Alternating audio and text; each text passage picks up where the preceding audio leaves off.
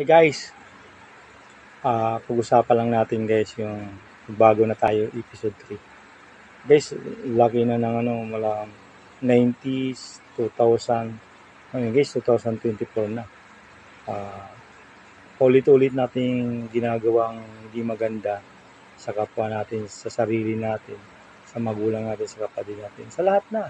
Kasi guys, kung kayo naniniwala po sa karma, talagang panindigan niyo na magbago na kayo. Pero kung hindi niyo po magagawa yun.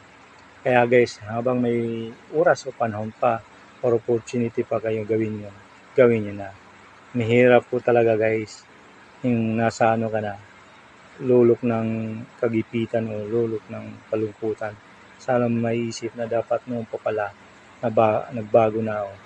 Imbis na yung mga kaibigan ko, hindi na paglayo or lumalayo sa iyo dahil sa mga ginawa mo past decade or years na ginawa mo ganun pa ulit-ulit.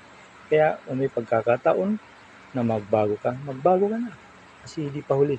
Kasi sabi nga nila, o sabi nga ng ako'y naniniwala, isang pitik lang yan, mababago ka din kung gusto mo. Pero kung hindi ka mababago, isang pitik lang, lulugmok ka din.